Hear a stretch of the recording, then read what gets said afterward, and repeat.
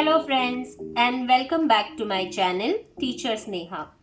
In today's video, we are going to learn about the types and properties of quadrilateral.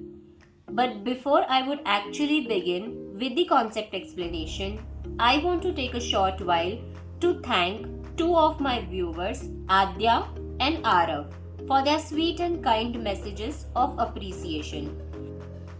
I also want to thank Nirvan and Yashika for their feedback in the comment section of my video. Now let's start with our today's lesson. So in today's lesson, we are going to learn about the types and properties of different quadrilaterals. So to explain you that, I have kept a few cutouts ready here on my desk, and I'm going to introduce you first the different types of quadrilaterals. So to start with, this is a square. Then the other type of quadrilateral that we're going to study is a rectangle. One more type of quadrilateral that we are going to study next is a parallelogram. The next type is rhombus. Then we have a kite. I'll just keep this here aside. We don't need it now. And the last one on our list is the isosceles trapezium. Now what we're going to do is we are going to learn their properties one after the other. So I'll keep all these things aside and we will first start with a square.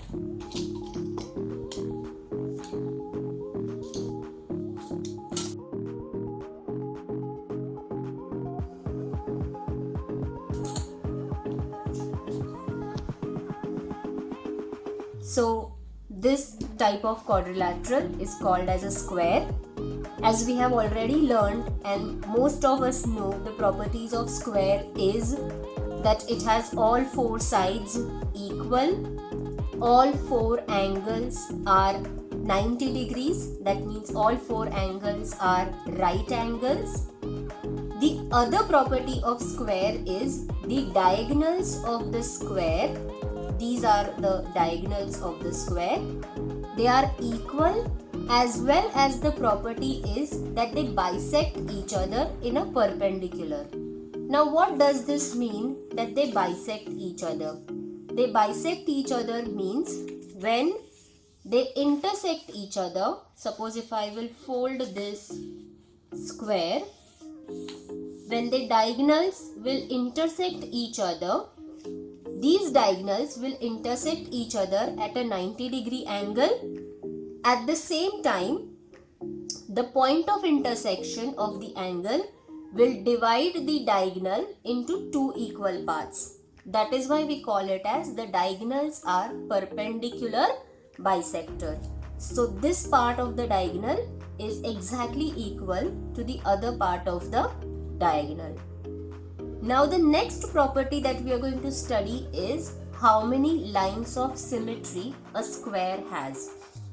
A square has 4 lines of symmetry. Let us study how.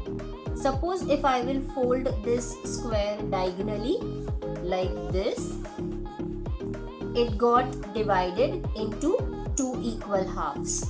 So this diagonal is one of the line of symmetry for the square.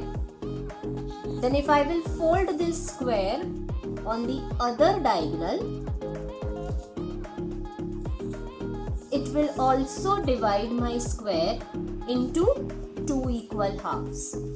That means the other diagonal is the second line of symmetry for the square. Then I can also divide my square from end to end, that is this vertices overlapping the other side vertices. If I will fold it like this, even this line will divide my square into 2 equal halves. And similarly, if I will fold my square like this, from one end point to the other end point, or you can say from one vertices to the other vertices,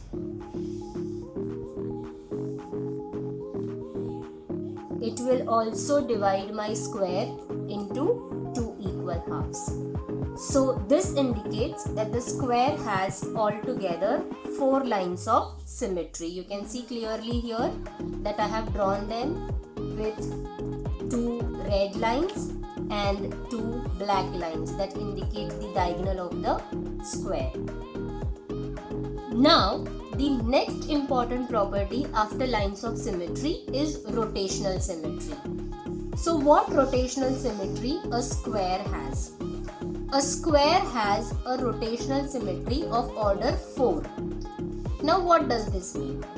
This means that if I will rotate this shape square completely, so this is my one turn of 90 degrees, second turn of another 90 degrees, third turn of 90 degrees, and one more final turn of 90 degrees. So in these 4 turns of 90 degrees, that is in an entire circular turn, the square shape looked exactly like itself 4 different types. If I will rotate it once, it is the same shape. If I will rotate it twice, still it's the same shape. Rotate it 3 times, still it's the same shape. And rotate it one more time, still it's the same shape.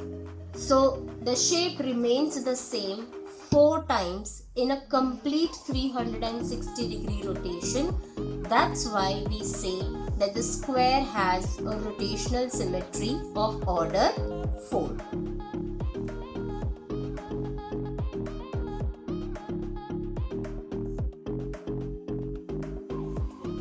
After square, the other type of quadrilateral that we are going to study is a rectangle. A rectangle has opposite sides equal. Then a rectangle has all 4 angles 90 degrees, that is right angle. A rectangle will have its diagonal equal. Also, the diagonals will bisect each other. But this time, the diagonals will not bisect each other at perpendicular. What does this mean? This means that the angle which is formed where the diagonals are bisecting each other, it's not a 90 degree angle. So you can see this over here clearly from the diagram. I have kept a set square over here where the 2 diagonals are intersecting, but you can see from the diagram that the diagonals are not making a 90 degree angle. Instead, they are making an obtuse angle here. That is why the diagonals of the rectangle, they do bisect each other, but they do not bisect each other at a perpendicular. The next property that we are going to study about the rectangle is the lines of symmetry of rectangle.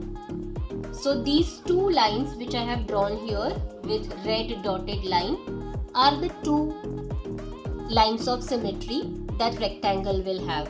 So if I fold a rectangle here over this line, my rectangle will get divided into 2 equal halves. Similarly, if I will fold it on the other red line, it will form its 2 equal halves. But the diagonals are not the lines of symmetry of rectangle. You try folding this on a diagonal. If I will fold this rectangle, let's do it in the other way round. If I am folding this rectangle on a diagonal, you will clearly notice that these are not 2 parts which are fitting each other edge to edge. That means it is not symmetrical at its diagonal, but it is symmetrical when we fold it on these red dotted lines. So this indicates that a rectangle has only 2 lines of symmetry. Order of rotational symmetry of a rectangle is 2. How do we find that? When I rotate this rectangle, with a complete 360 degree turns by taking 90 degree turns each. After two such 90 degree turns, the rectangle is identical to previous one, and that's why the order of rotational symmetry of rectangle is 2.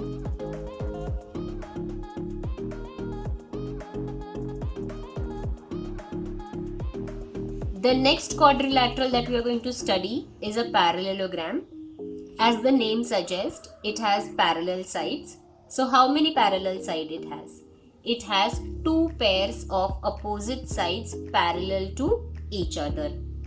The additional property about the sides of the parallelogram is the opposite sides are also equal to each other, or we can say the opposite sides are congruent to each other.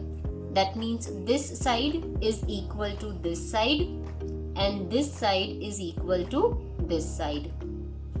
The other property about the angles of quadrilateral is the opposite angles of quadrilaterals are equal.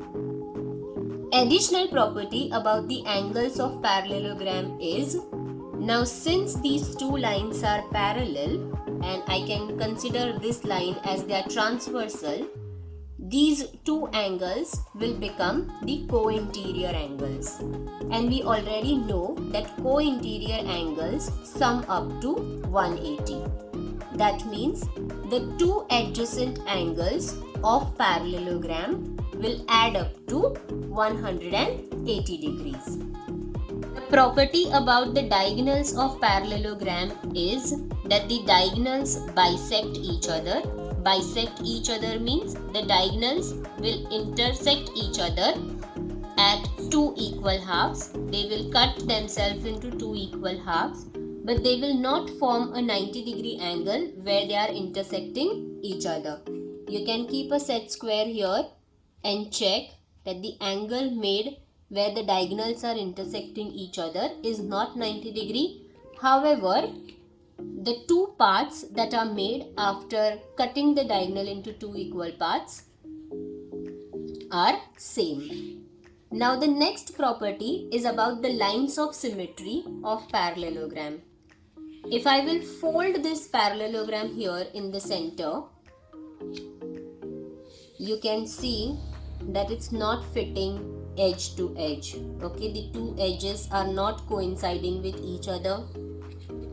Also, if I will fold it horizontally, still you will see that the two edges and the two vertices are not coinciding with each other. This indicates that a parallelogram has no lines of symmetry. Even if I will try them to fold on their diagonals,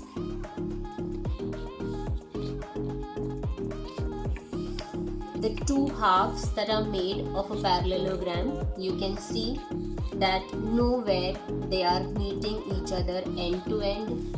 You can try folding them at another diagonal also. Still you will notice that it do not form two symmetrical or two identical shapes after folding. This indicates that a parallelogram has no line of symmetry. Now we will find out what is the order of rotational symmetry for a parallelogram. So when you rotate a parallelogram with a complete 360 degrees turn, the shape is not identical to each other at all unless it takes a complete 90 degree turn and comes where originally it was. That's why the order of rotational symmetry for a parallelogram is 1, because the shape is identical to itself.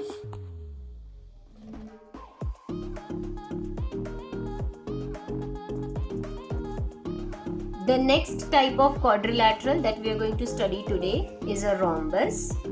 A rhombus is a quadrilateral which has all four sides equal, but the two of the diagonals are not equal to each other.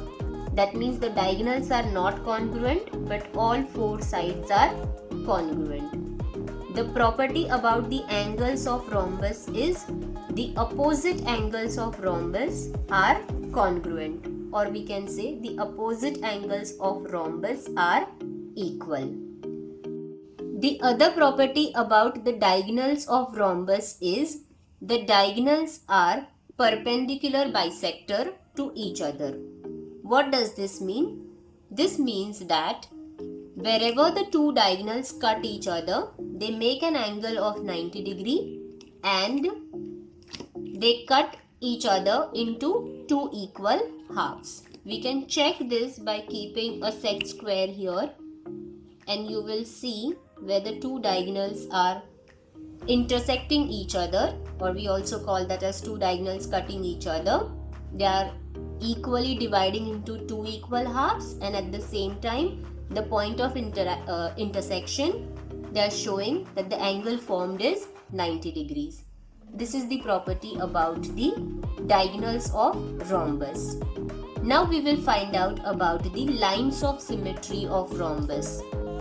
I can fold this rhombus on over its one diagonal and see that it coincides each other edge to edge with the other side of the rhombus. Also, over the other diagonal, if I will fold it like this, the vertices coincide with each other, and you can say that it has made two equal halves, and that indicates that a rhombus has two lines of symmetry. After learning lines of symmetry, we have to learn the order of rotational symmetry for a rhombus.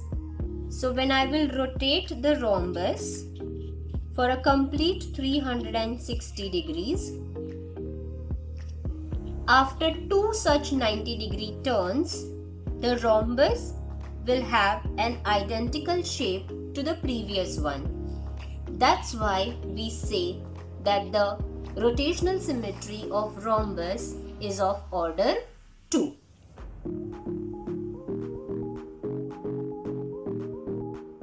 Next type of quadrilateral that we are going to study here is a kite. A kite is a shape which will have a pair of adjacent sides which is congruent.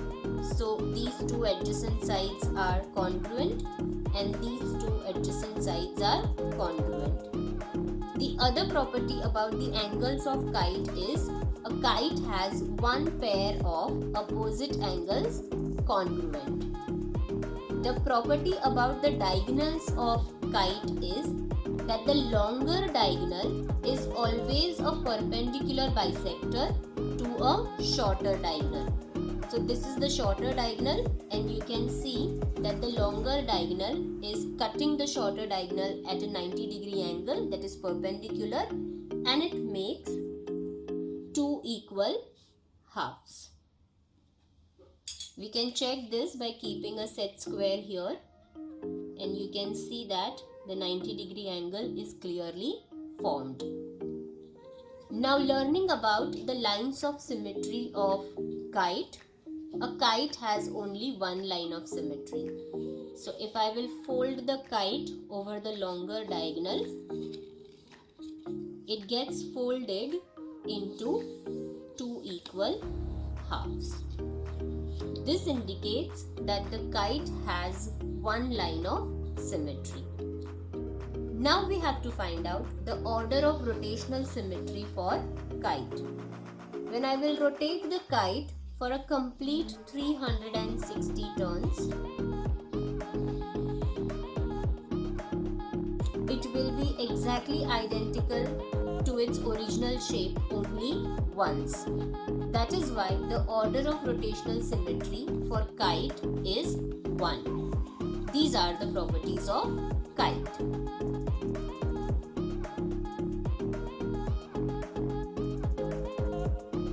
The next type of quadrilateral that we have to study is an isosceles trapezium.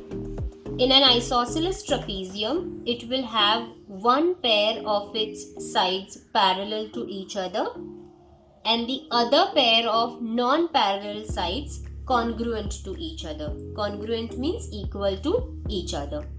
That is the property about isosceles trapezium.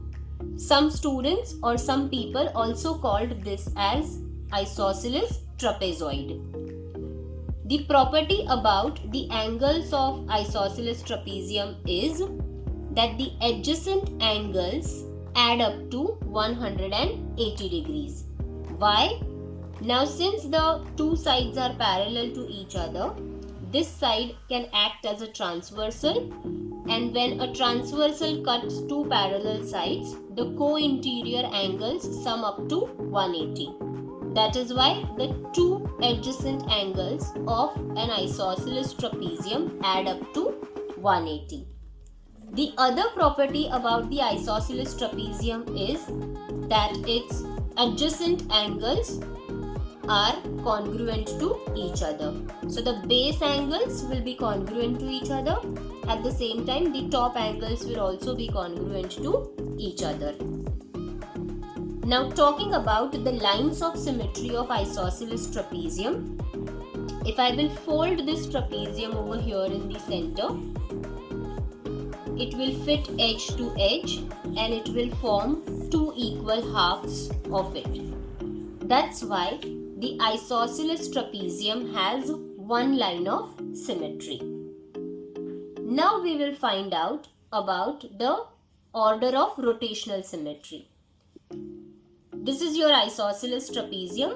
After 190 degree turn, it looks like this. Another 90 degree turn, it looks like this. Another 90 degree rotation, it looks like this. And the last 90 degree rotation, it looks like this. So in an entire 360 degree rotation, the isosceles trapezium looked like its original shape only once after one complete 360 degree rotation. That's why the order of isosceles trapezium's rotational symmetry is 1. So here we have learned about the properties of all different types of quadrilaterals. I hope you liked this video and you had a lot of learning from this video. Please write this in the comment section, how you found this video, how did you learn from this video.